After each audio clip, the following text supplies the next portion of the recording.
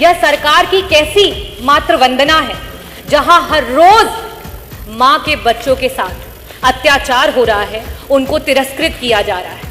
इस सरकार में हम आई लव जय श्री कृष्ण कह सकते हैं, हम आई लव वाहे गुरु कह सकते हैं, हम आई लव जीसस कह सकते हैं, लेकिन आई लव मोहम्मद कहने पर इस देश, इस प्रदेश के बच्चों को गिरफ्तार किया जा रहा है। क्या ये है वंदे मातरम? कि हमारे पुरखों ने, हमारे पूर्वजों ने, वो किसी एक जाति और धर्म के नहीं रहे, उन्होंने हंसते हंसते कफन को चूम लिया, फंदे को चूम लिया, तब हमें आजादी मिली है।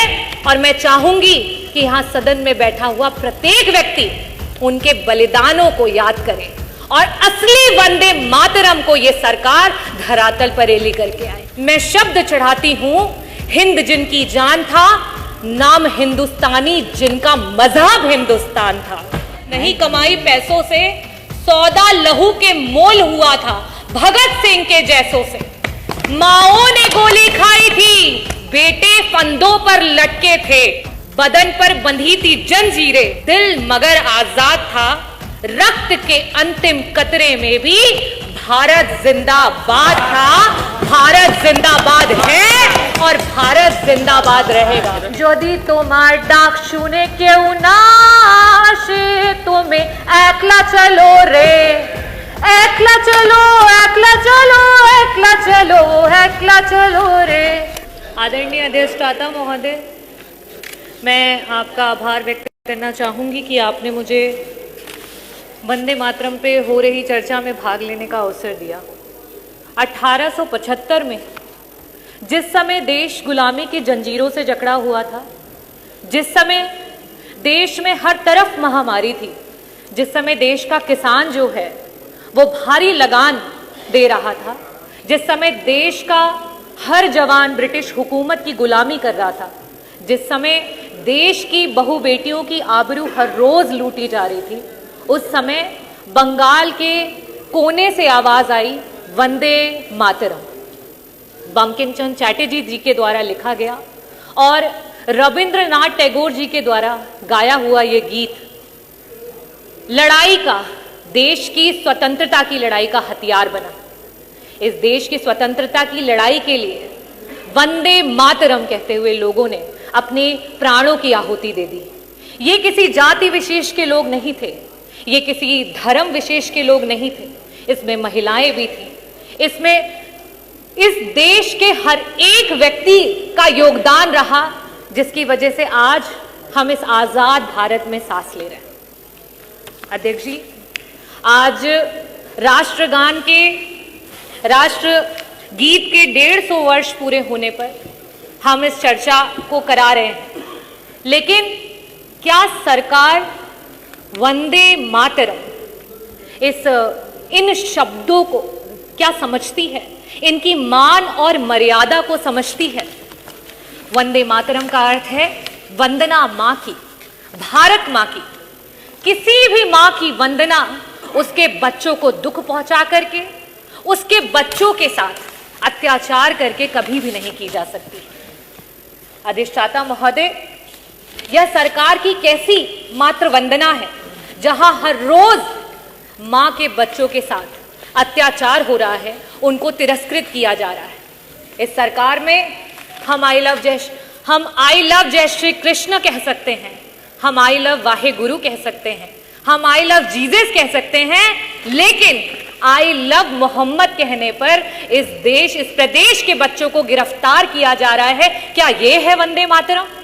मैं कहना चाहूंगी अधिष्ठाता महोदय, आज जब प्रदेश का युवा नौकरी मांग रहा है तो उस पर डंडे बरसाए जा रहे हैं। क्या ये है वंदे मातरम? आज हर जिले के कोने कोने में कहीं ना कहीं हर रोज अखबारों में हम सुन रहे हैं कि किसी महिला को सताया जा रहा है या तो जलाया जा रहा है। क्या ये है वंदे मातरम? आज इस सरकार में जो दलित हैं उनकी मौतों का आंकड़ा छुपाया जा रहा है। गोंडा में संजय सोनकर को पुलिस के द्वारा मार मार कर, पीट पीट कर उसकी हत्या कर दी गई। क्या ये है सरकार का वंदे मातरम? जब बाहुबलियों की बात आती है तो उनको संरक्षण, और जब एक पीडीए की बात आती है तो उसका भक्षण। क्या ये है वंदे मातरम? जब हम बात करते हैं एक आम आदमी की, तो वो महंगाई की मार में चलता चला जा रहा है। क्या ये है वंदे मातरम? आज माननीय मंत्री जी नहीं है, स्वास्थ्य मंत्री जी, पता नहीं क्यों वो नाराज हो जाते हैं जब भी स्वास्थ्य की बात होती है। लेकिन जब अभी कुछ दिन पहले इसी सदन के कैबिनेट मिनिस्टर, जब उनको हार्ट अटैक आया और सरकारी अस्पतालों के इस प्रदेश के उप मुख्यमंत्री, स्वास्थ्य मंत्री और कैबिनेट मंत्री दर दर की ठोकरें खा रहे थे और आपका जो विभाग है वो गिड़गिड़ा रहा था इलाज के लिए, और समाजवादियों के द्वारा बनाए गए मेदांता में जाकर के उनका इलाज हो पाया। आज स्वास्थ्य का ये हाल है उत्तर प्रदेश में। क्या ये है वंदे मातरम? आपके पास तो तब भी इलाज का एक रास्ता था उन गरीबों के लिए। सोचिए, आज बहुत बड़ी बड़ी बातें कर रहे थे कि मुख्यमंत्री विवेकाधीन कोष से 1300,000 करोड़ का फंड जो है वो लोगों को मदद के लिए आया, लेकिन आज भी 5 लाख लोग प्रदेश में हार्ट अटैक से और 2.5 लाख लोग कैंसर से प्रतिदिन मरते जा रहे हैं। ना उन्हें इलाज मिल रहा है, ना उनको दवाइयां मिल रही हैं। क्या ये है वंदे मातरम? मैं अध्यक्ष जी ये पूछना चाहती हूं कि ये सरकार जो बार बार बताती है कि आप वंदे मातरम को नहीं पूछते हो, वंदे मातरम नहीं बोलते हो, क्या सिर्फ मुंह से बोलना है वंदे मातरम? वंदे मातरम का असली इम्तिहान तो धरातल पर होता है, और धरातल पर उस मां के बच्चों के साथ हर रोज अत्याचार हो रहा है, हर रोज वो पीड़ा सह रहा है। क्या ये है आपका वंदे मातरम? आदरणीय अध्यक्ष जी, मैं ये कहना चाहूंगी कि हमारे पुरखों ने, हमारे पूर्वजों ने, वो किसी एक जाति और धर्म के नहीं रहे। उन्होंने हंसते हंसते कफन को चूम लिया, फंदे को चूम लिया, तब हमें आजादी मिली है। और मैं चाहूंगी कि यहां सदन में बैठा हुआ प्रत्येक व्यक्ति उनके बलिदानों को याद करे और असली वंदे मातरम को ये सरकार धरातल पर ले करके आए।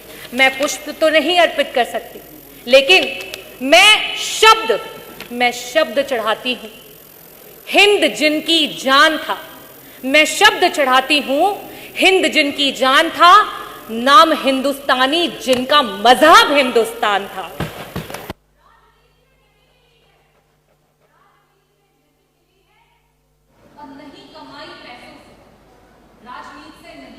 नहीं कमाई पैसों से, सौदा लहू के मोल हुआ था भगत सिंह के जैसों से। माओं ने गोली खाई थी। आप बात कर रहे हैं मां की, जिस आजाद भारत में हम हैं, माओं ने गोली खाई थी, बेटे फंदों पर लटके थे। आजादी की डोली जो आज हम आजादी की डोली कुर्बानी के कंधों पर, बदन पर बंधी थी जंजीरें, दिल मगर आजाद था। रक्त के अंतिम कतरे में भी भारत जिंदाबाद था। भारत जिंदाबाद है और भारत जिंदाबाद रहेगा, क्योंकि रविन्द्रनाथ टैगोर जी ने इस गीत को गाया और उन्हीं के द्वारा गाया हुआ एक और गीत है, एकला चलो रे। आज प्रदेश की सरकार की जो नीतियां हैं, इस पीड़ित समाज को जिस तरीके से तिरस्कृत किया जा रहा है, आज पूरे प्रदेश की जनता इस बात से जो है हामी भरती हुई, इस बात को पूरा करने जा रही है कि एकला चलो रे।